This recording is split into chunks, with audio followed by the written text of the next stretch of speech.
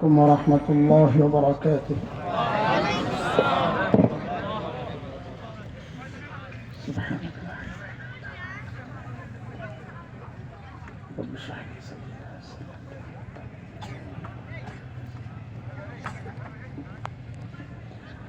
الحمد لله. الحمد لله وكفى وسلام على عباده الذين اصطفى. أما بعد فأعوذ بالله من الشيطان الرجيم. بسم الله الرحمن الرحيم.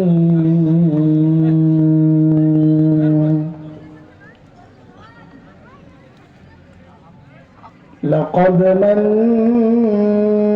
الله على المؤمنين إذ بعث فيهم رسولا من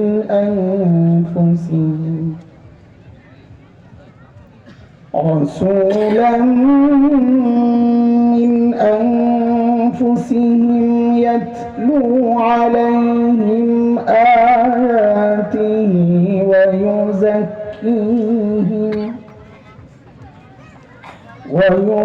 ويزكيهم ويعلمهم الكتاب والحكمة وإن كانوا قبل لفي ضلال مبين.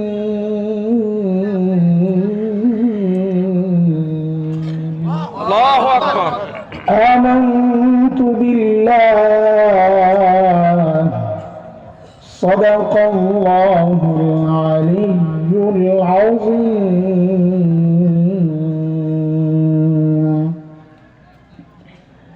ঘিওর উপজেলা ইমাম পরিষদের উদ্যোগে আয়োজিত আজকের এই বার্ষিক ওয়াজ মাহফিলের মুহতারাম সভাপতি,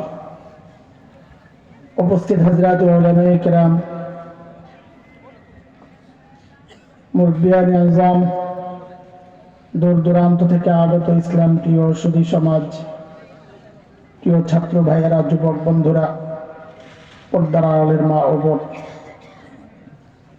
আল্লাহ সুবহানাহু ওয়া তাআলার অশেষ মেহেরবানি যে মহান মালিক লাখো কোটি মানুষ থেকে বাছাই করে দ্বীনি এই মজলিসে আমাকে আপনাকে আসার বসার, কিছু কথা বলা ও শোনার তৌফিক দান করেছেন। সেজন্য মহান রবের শুকরিয়া আদায় করি, জবান খুলে প্রাণ খুলে কালিমাতুশ শুকর উচ্চারণ করি, আলহামদুলিল্লাহ। কথা শুরু করার আগে একটা অনুরোধ রাখি, সেটা হলো যেই আসুক, যদি আসমান থেকে কেউ নাজিলও হয় এই মুহূর্তে, তো আলোচনা চলাকালীন স্লোগান না দেওয়া, এটা আমাদের জন্য বড় বিব্রতকর। যিনি আলোচনা করছেন তিনি কোরআন হাদিসের কথা বলছেন, আমাদেরকে যে ইজ্জত দিচ্ছেন আপনারা স্লোগানের মাধ্যমে, সেটা ওই কোরআন হাদিসের কারণে। আমার কি মূল্য আছে? তো কোরআন হাদিসের ইজ্জতেই যিনি কথা বলছেন তার কথা বলতে দেওয়া, এটা তার জন্য না, কোরআন হাদিসের ইজ্জতের কারণ। তিনি তার সময় মতো তিনি দেখছেন মেহমান আসছে, সে ছেড়ে দিবেন, এরপরে সিল্লানি যা দেওয়ার দিবেন, অসুবিধা কি? কিন্তু বয়ান থামায়া স্লোগান দেওয়া, এটা আমরা নিজেরাও বিব্রত হই। যিনি আলোচনা করছিলেন, আমি সে ভাইয়ের কাছে ক্ষমা চাচ্ছি, আল্লাহ আমাকে ক্ষমা করেন, আমাদের সবাইকে আল্লাহ ক্ষমা করেন। কোরআনুল কারীমের সূরা আলে ইমরানের 164 নম্বর আয়াত আমি তিলাওয়াত করেছি। আইমায়ে মাসাজিদরা আপনাদেরকে ডেকেছেন, ইমামরা, ইমামদের সংগঠন। আমরা কি চাই আপনাদের কাছে? ওনারাই বা কারা, আপনারাই বা কারা? সাধারণ মানুষ যারা আছেন তাদেরকে বলছি, এই কিছু বিষয়কে আলোচনার জন্য আমি আয়াতটা পড়েছি। আমার সাথে একটু যুক্ত থাকবেন, একটু কথাবার্তা বলবেন, তাহলে আমার জন্য বলা সহজ হবে, আপনাদের বোঝাও সহজ হবে ইনশাআল্লাহ। পারবেন না একটু কথাবার্তা বলতে?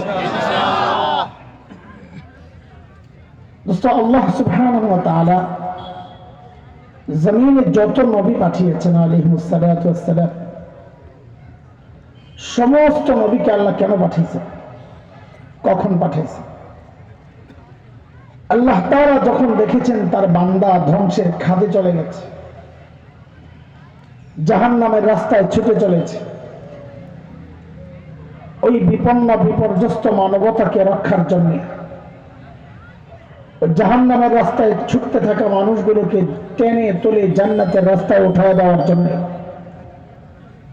আল্লাহ সুবহানাহু ওয়া তাআলা যুগে যুগে হযরত আম্বিয়া আলাইহিস সালামকে দুনিয়ায় পাঠিয়েছেন। যেমন হযরত মূসা আলাইহিস সালামকে আল্লাহ দুনিয়ায় কখন পাঠাইছেন, কেন পাঠাইছেন? আল্লাহ তাআলা যখন দেখেছেন বনি ইসরাঈলের উপর ফিরআউন এবং তার বংশের লোকদের এমন নির্যাতন চলছিল যে বনি ইসরাঈল নিঃশেষ হয়ে প্রায়। নির্যাতনের কিছু ধরন কোরআনুল কারীমের মধ্যে আসছে, যেমন সূরা ইব্রাহিম 6 নম্বর আয়াত, এখানে নির্যাতনের একটা ধরন আসছে। আল্লাহ বলেন, وَإِذْ قَالَ مُوسَى لِقَوْمِهِ اذْكُرُوا نِعْمَةَ اللَّهِ عَلَيْكُمْ إِذْ أَنْجَاكُمْ مِنْ آلِ فِرْعَوْنَ يَسُومُونَكُمْ سُوءَ الْعَذَابِ وَيُذَبِّحُونَ أَبْنَاءَكُمْ وَيَسْتَحْيُونَ نِسَاءَكُمْ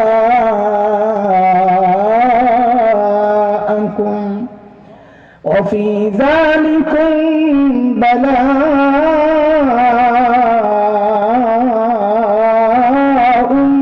مِّن رَّبِّكُمْ عَظِيمٌ।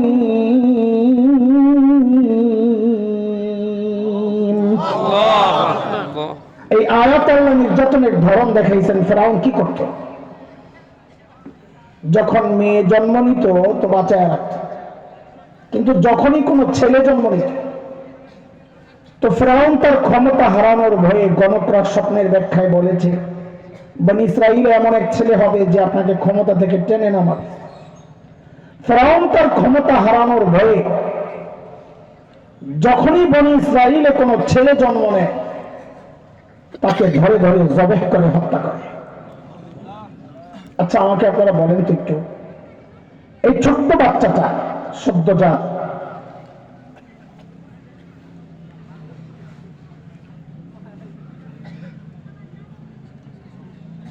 ঠিক আছে, বয়ান শুনতে আসছে, যার হাড্ডিগুলো এখনো গোশতের মতো নরম। আচ্ছা, একটু বলেন তো, ছোট্ট বাচ্চার পক্ষে ফিরআউনের মতো এমন সুপার পাওয়ার, এত শক্তিশালী বাচ্চাকে ক্ষমতা থেকে নামানো এটা সম্ভব ছিল? তো ফিরআউন এই বাচ্চাকে এত ভয় পেত কেন? কারণটা বলে এটা আল্লাহ তাআলার দুনিয়া পরিচালনার একটা সিস্টেম। কেউ যখন হক হয় সে যত দুর্বল হোক না কেন, কেউ যখন বাতিল হয় সে যত শক্তিশালী হোক না কেন, আল্লাহর সিস্টেম এটা, আল্লাহ ওই দুর্বল হকের ভয় ওই শক্তিশালী বাতিলের কলিজায় ঢুকায় দেয়। এর এক জ্বলন্ত প্রমাণ হচ্ছে বাংলাদেশের আলেম ওলামা। সারা দুনিয়ার মধ্যে সবচেয়ে নিরীহ প্রাণী আহলে শেখুল ইসলাম আল্লামা আহমদ শফী নব্বরাল্লাহু মারকাদাহ জীবনের শেষ সময়টা যখন পার করছিলেন, হুইল চেয়ারের মধ্যে মানুষটা সোজা হয়ে বসে থাকতে পারতেন না, কাত হয়ে যেতেন। মুজাহিদ মিল্লাত আল্লামা হাফিজ জুনায়েদ বাবুনগরী নব্বরাল্লাহু মারকাদাহ মানুষটা সোজা হয়ে দাঁড়ায় থাকতে পারতেন না, পা কাজ করতো না। অথচ আমরা দেখেছি শুধু বাংলাদেশ নয়, এই দুর্বল মানুষগুলোর ভয়ে সারা দুনিয়া থাকতো অস্থির, কখন কোনটা ঘটায় দেয়। কারণ জানি, কারণ আর কিচ্ছু না, এই মানুষগুলো দুর্বল হলে কি হবে, যেহেতু হক ছিল আল্লাহ দুর্বল হকদের ভয় শক্তিশালী বাতিল আর তাগুতের কলিজায় ঢুকায় দিয়েছে। এ পর্যন্ত যা বলেছি বুঝছেন নি আপনারা? একটু একটু করে বুঝে বুঝে আগাবো ইনশাআল্লাহ। আপনারা তো অনেক সুন্দর সুন্দর ওয়াজ শোনেন বক্তাদের, আমি তো দুর্বল মানুষ, মাদ্রাসায় পড়াই, এটা আমার মূল কাজ। ছাত্র যেভাবে পড়াই বয়ান ওইভাবেই করি, একটু একটু করে বুঝায় বুঝায় গাই, আবার পড়া জিজ্ঞেস করি, মুখস্থ করায় করায় আগে পোলাপান বলি যারা পিছিয়ে আছে বুড়াগারা, ভালো করে মুখস্থ করো, নাইলে কিন্তু পড়া না পারলে আমি মুরগি বানাই দেবো, আমার অভ্যাস খারাপ আছে। মনোযোগ সহ ধরবেন ইনশাআল্লাহ, ঠিক আছে না? ইনশাআল্লাহ আসেনি মনোযোগ, ঘুমায় ঘুমায় যান নাই তো। অনেক সময় দেখা যায় মানুষ সজাগ থাকে কিন্তু মনোযোগ ঘুমায় যায়, বুঝেন এই কথা?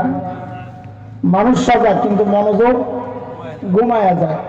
বিশ্বাস না করলে আপনার এই দেখেন, এমন এই দেখেন, বলেন তো দেখি কে কে ঘুমাইছেন, তো হাত উঠে দেখান তো, আল্লাহু আকবার। হাইছেন না, মনোযোগ ঘুমাইতেছে কম সংখ্যায় কম, অনেক জায়গায় তো সবাই হাত ওঠায় না, তাদের তাদের আপনারা মাশাআল্লাহ তাহলে মনোযোগ আছে। আল্লাহু আকবার, আল্লাহ কবুল করে। উনি আমার ইজ্জত রক্ষার্থে হাত উঠাইছেন, যদি সবাই না উঠাইতো তো কি হতো? অনেক সময় এটা আমরা বলি, ওই আপনারা বুঝবেন না গ্রামারের বিষয়, আমর আমর আমর তো উজুবের জন্য আসে নির্দেশ, ওলামায়ে কেরাম বুঝেন, কখনো আমর নাহির জন্য আসে, নিষেধ করতেছে হুকুম কিন্তু চাচ্ছে না। যেমন এক গোলাম কাজ করে না, খালি উল্টা পাল্টা করে, এখন তারা যে দিছে তারা ডাকাই যায় না, তোমার লোক কাম করে না, দেখি তো তবে দেখবা একটা হুকুম করছে, এই এটা দুয়ালে তো, এই যে হুকুম করছে আসলে এখানে উদ্দেশ্য না, ধুবি না, ধুইলে তার আমার দামি প্রমাণ হবে না, এটা তো আমার লিখ নাই। তা আমাদের মাওলানাও চিন্তা করছে, আরে হুজুর কইছেন যে আমি হাত না উঠাই, হাত উঠাইছেন ঠিক কিন্তু ঘুমাও নাই, এটা বলে দিচ্ছেন, অসুবিধা না ইনশাআল্লাহ। এখানে হাত ওঠানো মানি না, মনোযোগও আছে, ঘুমাই নাই, ঠিক আছে না? কিছু দিয়ে দিয়ে নিয়ে আমার কত পক্ষে কথা কওয়ার লেগে 3-4 মিনিট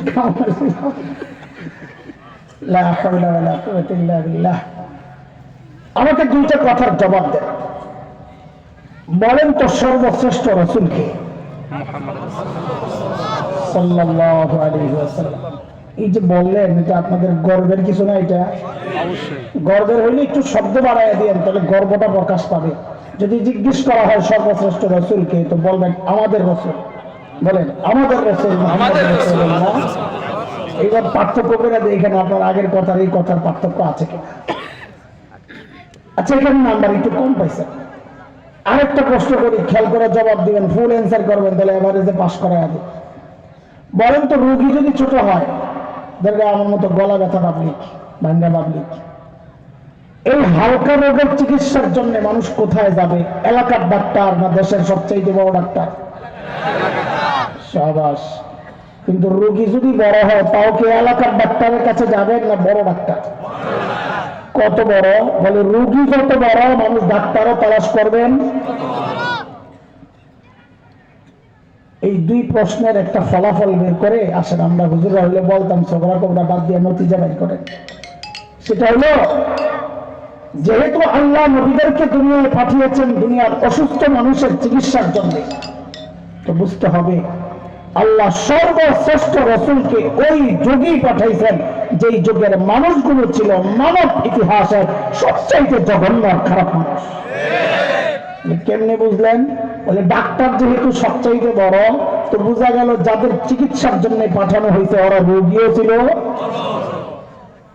সেই রোগীদের যুগটাকে ইতিহাসে বলা হয় আইয়ামে জাহেলিয়া, বর্বরতার যুগ। বর্বরতার মাত্রা কতদূর ছিল যে ওদেরকে ঠিক করতে আল্লাহ সর্বশ্রেষ্ঠ রাসূল আনলেন। ইতিহাস পড়লে দেখবেন শরীরের পশম দাঁড়ায় যায়। মানুষ এতটা খারাপ কি করে হয়? কি করতে ওরা জানে? আরে একটা পয়সার জন্য মানুষ মানুষ খুন করে ফেলে। মূর্তি পূজা এখন হয় কি হয় না? তখনও হতো, পার্থক্য কি? এখন মসজিদের মধ্যে মূর্তি রেখে পূজা করা হয়, অথচ তখন খুব খুব কাবার আশেপাশেই ছিল 360 মূর্তি। ঘরের মধ্যে আলাদা মূর্তি, মন্দিরে আলাদা, সফরে বের হলে বগলের নিচে করে পকেটে করে একটা আলাদা ছোট্ট মূর্তি নিয়ে নিত। কেন? রাস্তায় পূজা করার জন্য যদি আবার খোদা না পাওয়া যায়, বান্দায় খোদা পকেটে ঘুরে। জন্ম নিয়ন্ত্রণ এখন হয় কি হয় না? তখনও হতো, পার্থক্য কি?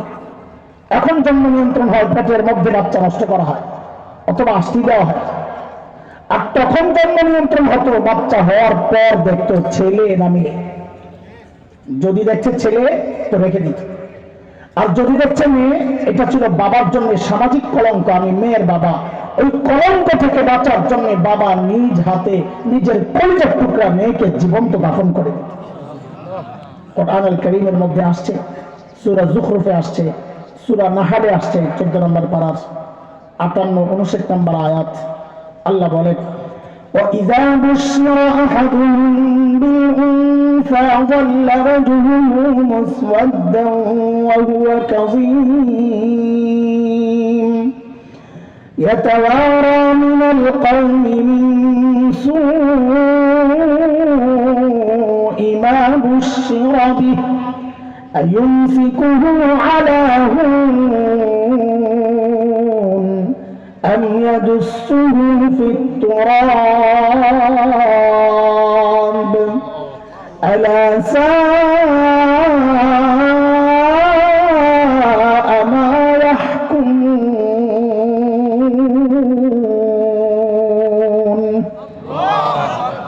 এই ছিল আরবের সামাজিক অবস্থা নবীর আগের সময়টা, নবীজির আগমনের আগের সময়টা। অবস্থা খেয়াল করেন, আস্তে আস্তে আমরা আমাদের মূল বিষয়ের দিকে ঢুকছি। আমার স্টাইলে এমন ভূমিকা সাজাইতে একটু দেরি হয়, ডাইরেক্ট ঢুকতে পারি না, দুর্বল মানুষ। মানুষগুলো এতটা খারাপ কেন হয়েছিল, কারণটা কি? আমাদের দারুল দেওবন্দের প্রায় 55 বছরের প্রিন্সিপাল হাকিমুল ইসলাম কারি তৈয়ব রহমতুল্লাহ আলাইহি বলেন, মানুষগুলো এতটা খারাপ হওয়ার পেছনের মৌলিক কারণ ছিল দুইটা। কারণের অভাব নাই, কিন্তু মৌলিক কারণ ছিল দুইটা। একটা ছিল জাহালত, মূর্খতা, লেখাপড়া নাই। আরেকটা ছিল চারিত্রিক অধঃপতন। দেখেন, এই দুইটা সমস্যা এতটা মারাত্মক সমস্যা, একটাও যদি কারণ মধ্যে থাকে সেও অপরাধ করে। যেমন একজন ইঞ্জিনিয়ার, সে শিক্ষিত না মূর্খ বলেন তো? হ্যাঁ, লেখাপড়া করছে, অথচ দেখেন কিছুদিন আগেও আমরা দেখেছি সরকারি কাজের টেন্ডার পাইছে ব্রিজ বানানোর জন্য, তো ইঞ্জিনিয়ার সাহেব রডের বদলে বাঁশ ঢুকাই দিচ্ছে। দেখছেন কি একজন এরকম? শুনছেন? আচ্ছা, ও জানতো না কেন রড ঢুকাইতে হয়? বলেন, আমাকে বলেন। ও লেখাপড়া করছে না? জানতো না? তারপরে এই কাজটা কেন করলো? চরিত্র খারাপ। এই কথাটা একটু মাথায় ঢুকায় নেন। কিয়ামত পর্যন্ত এই সমাজের যত সমস্যা দেখবেন, সমস্ত সমস্যার পেছনের মৌলিক কারণ এই দুইটাই, মূর্খতা, চরিত্রের সমস্যা। তো বলেন সমস্যা কয়টা? মনে রাখা লাগবে কথাগুলো। বলেন সমস্যা কয়টা? এই মৌলিক দুই সমস্যা মোকাবেলার জন্য, ঠিক করার জন্য সমাধান হিসাবে আল্লাহ তাআলা সর্বশ্রেষ্ঠ রাসূলকে দুইটা সমাধান দিয়ে দুনিয়ায় পাঠিয়ে দিয়েছে। তাহলে একটু ঠিক করেন কথাটা, সমস্যা কয়টা? সমাধান বলেন দুইটা। আবার বলেন সমস্যা দুইটা, সমাধান দুইটা। আল্লাহর হাবিব নবুয়ত পেয়ে ঘোষণা দিলেন, ইন্নামা বুইসতু মুআল্লিমা বুইসতু লিউতাম্মিমা মাকারিমাল আখলাক। নবী ঘোষণা দিলেন, আল্লাহ আমাকে শিক্ষক বানায়া দুনিয়ায় পাঠাইছেন। কি বানায়া? আমাদের নবী কি ছিলেন? এটা বারবার বলেন, কারণ আমাদের সামনের অনেক কথা, এটা আবার জিজ্ঞেস করবো, বলা লাগবে। বলেন, আমাদের নবী কি ছিলেন? আবার বলেন। আমাদের নবীকে বলা হয়তো উম্মি নবী। অর্থ না জানার কারণে অনেকে ব্যাখ্যা অর্থ করছেন মূর্খ। নাউযুবিল্লাহ। আমার নবী মূর্খ হইলে তো শিক্ষিত কে? তুমি মানুষের কাছে পড়লে শিক্ষিত হয়ে গেলা, আর আমার নবীরে পড়াইছেন আল্লাহ নিজে, আমার নবী মূর্খ হয়ে গেল। জাহেল না হইলে এমন কথা কেউ বলে? তো বলেন, আমাদের নবী কি ছিলেন? শিক্ষক বানায় আল্লাহ কেন পাঠাইছেন? ওই যে মৌলিক দুই সমস্যার একটা, মূর্খতা, ওই মূর্খতা দূর করার জন্য। 2 নম্বর নবী বলেন, আল্লাহ আমাকে সর্বোচ্চ উন্নত চরিত্র দিয়ে দুনিয়ায় পাঠিয়েছেন কেন?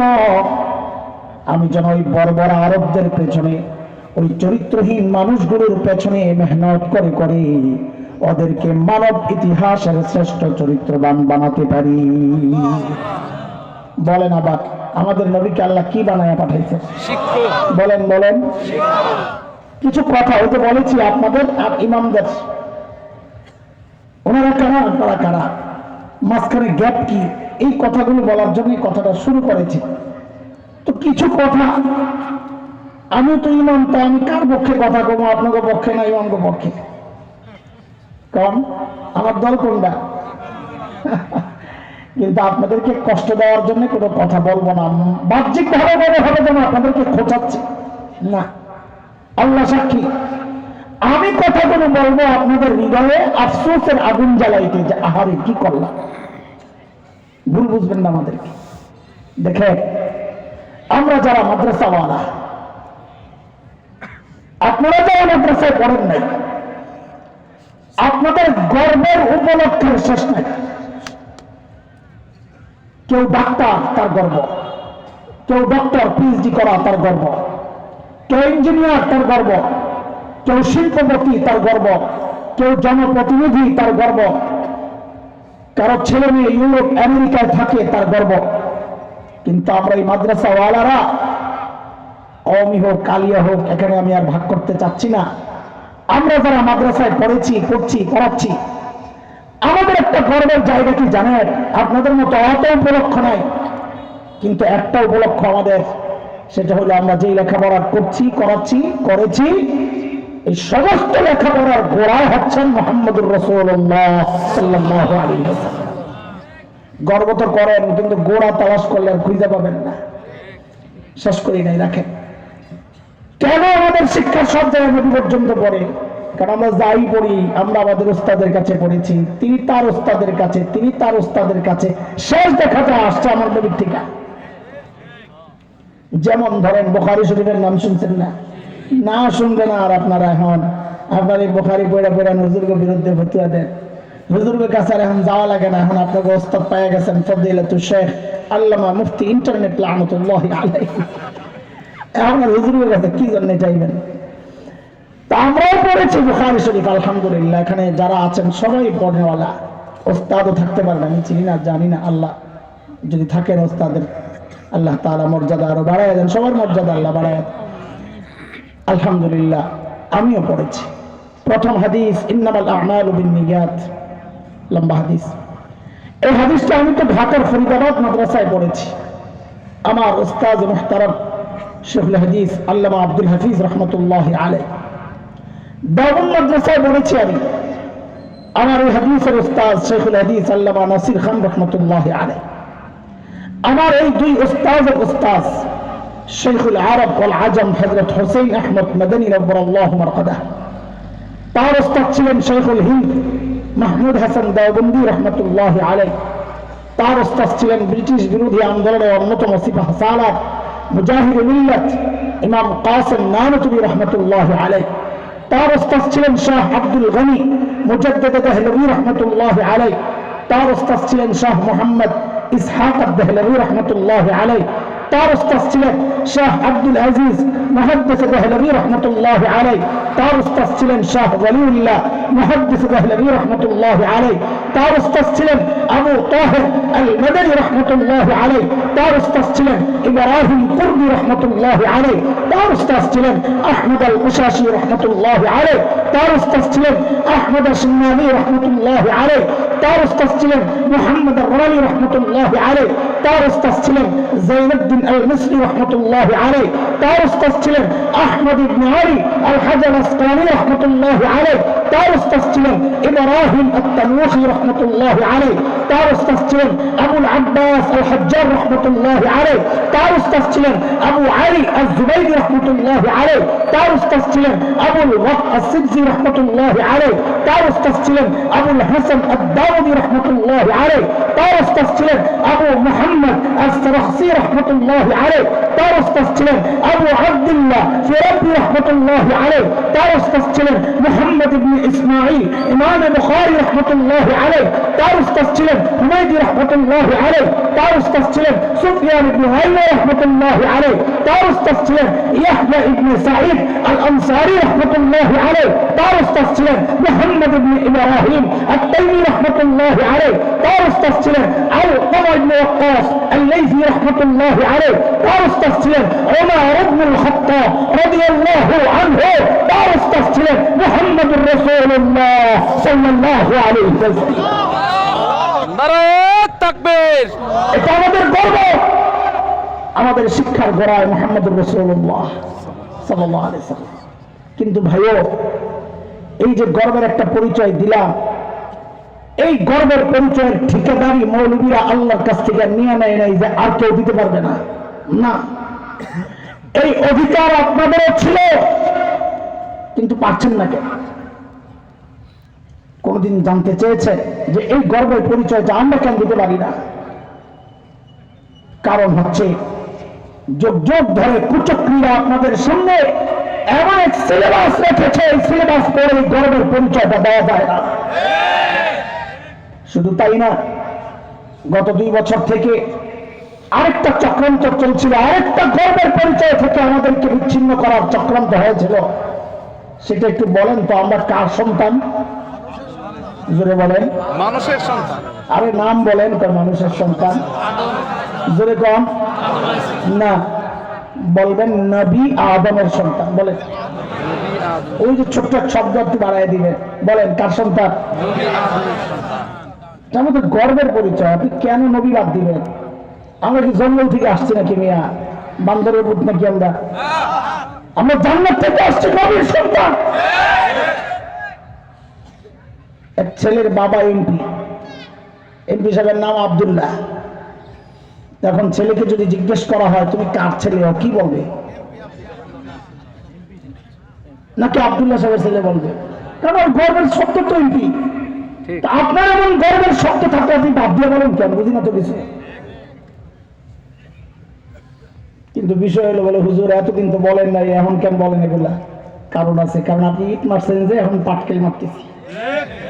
বলে মানি বুঝলাম না, বুঝবেন কোথেকে?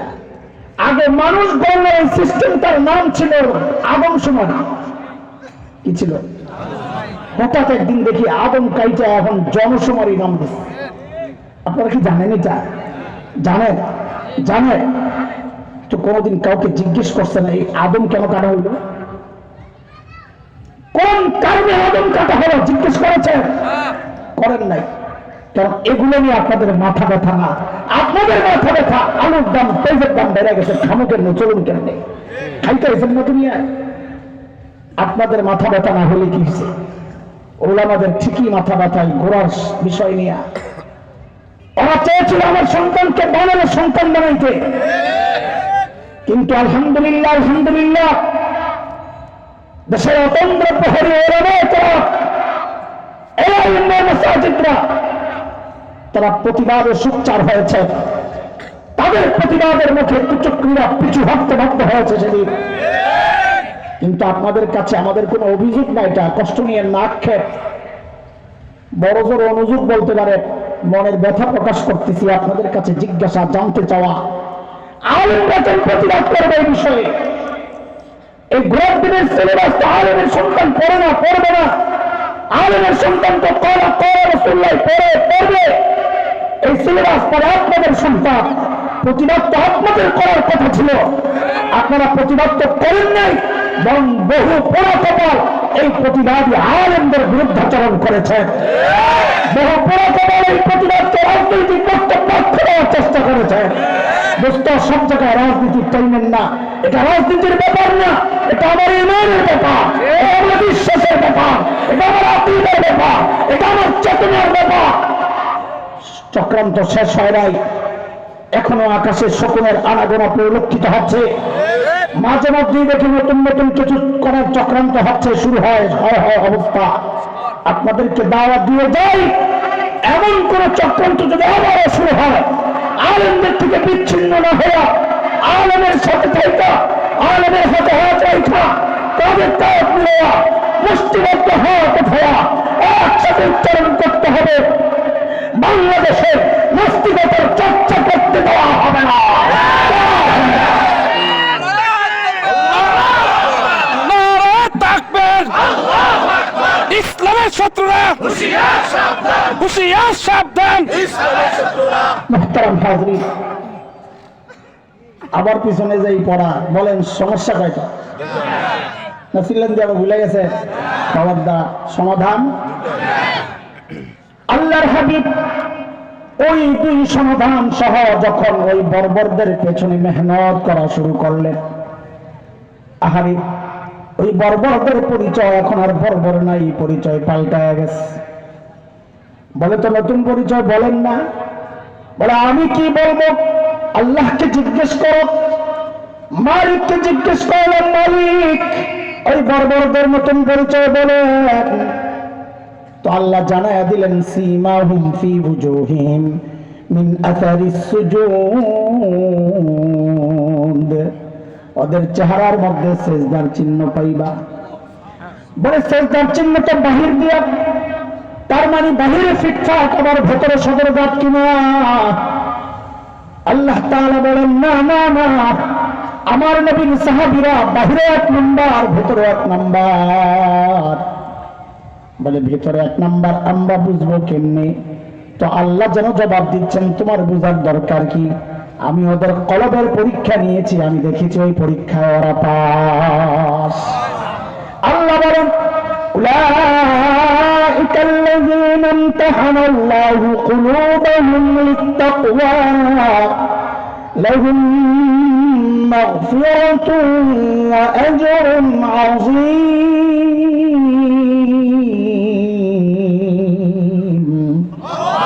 নবীকে জিজ্ঞেস করলেন, ইয়া রাসূলুল্লাহ ওই বর্বরদের নতুন পরিচয় বলেন। আল্লাহর হাবিব যেন বলে উঠলেন, রে আমার সাহাবীদেরকে তোরা বর্বর বলিস না, ওরা আর এখন বর্বর নাই। বলে তো নতুন পরিচয়টা বলেন না। তো নবী বলেন, খায়রুল কুরুনি কারনি, ওরা আর বর্বর নাই, ওরা এখন মানব ইতিহাসের সর্বশ্রেষ্ঠ মানুষ হয়ে গেছে। আল্লাহু আকবার। চলেন এই লাইনে কথা কইতে গেলে রাত শেষ হবে, একটু ছোট করি। চলেন, ছোট মানে প্যাকেটটা ছোট করি, কথা না। ছোট প্যাকেটের মধ্যে একটু যাইতে যাইতে ঢুকাই দিই আপনাদের, তো মনে রাখা সহজ হবে। দুইটা পোটলা বানিয়ে দিই আজকে আপনাদের বয়ান। হ্যাঁ, দুইটা পোটলা বানিয়ে দিলে পকেটে করে নেওয়া সহজ হবে না ইনশাআল্লাহ? হ্যাঁ বলেন বলেন। হ্যাঁ চলেন, যেন মনে থাকে। আমার কথা হলো পড়া আমার শোনাইতে হবে। এতক্ষণ যা বলেছি, সামনে যা বলবো ইনশাআল্লাহ টোটাল 6 কথার বয়ান। এই পোলাবাইন কথা কয় কথার? সবাই বলেন, পড়া মুখস্থ করেন। বলেন কয় কথা? সাহাবীদেরকে নিয়ে 3 কথা। বলেন সাহাবীদেরকে নিয়ে, আমার মতো জাহেল যারা তাদেরকে নিয়ে 3 কথা। মোট কয় কথা? সাহাবীদেরকে নিয়ে, সাহাবীদেরকে নিয়ে 3 কথা কি আমি বলবো, আমার সাথে সাথে আপনারা বলবেন। পড়া মুখস্থ করাইতেছি, জবাব দিয়েন না, আমার সাথে সাথে বলবেন, আমি যা বলি তাই বলবেন। বলেন ওরা ছিল কি? সবাই বলেন, সবাই বলেন ওরা ছিল কি? অবাক হওয়ার মতো একটা ভাব নিয়ে বলেন হইল কি? আবার আবার ওরা ছিল কি? হইল কি? মাঝখানে ঢুকলো কি? আচ্ছা আগে বুঝেন তো, বলতে মজা লাগবে। ছিল কি? ছিল মানব ইতিহাসের সবচাইতে খারাপ মানুষ। বলে বারবার এই কথা কোত্থেকে বলেন? বলবে আমি কি বলবো, হিসাব মিলাও। ডাক্তার যেহেতু সবচাইতে বড়, বোঝা গেল যাদের চিকিৎসার জন্য পাঠানো হয়েছে ওরা ছিল সবচাইতে বড়। ঠিক। তো ছিল কি? সবচাইতে খারাপ মানুষ। হইল কি? সবচাইতে আশ্চর্য কথা, সবচেয়ে খারাপ মানুষ আবার সবচেয়ে ভালো মানুষ কি কেমনে হয়? কিসের ছোঁয়া এই পরিবর্তন? মাঝখানে ঢুকলো কি? বলে কোরআন আল কারীম। বলেন কি ঢুকছে? এইবার বলেন তো, আলাদা একটা মজা লাগবে, যেহেতু বুঝে গেছেন। বলেন ওরা ছিল কি? হইল কি? মাঝখানে ঢুকলো কি?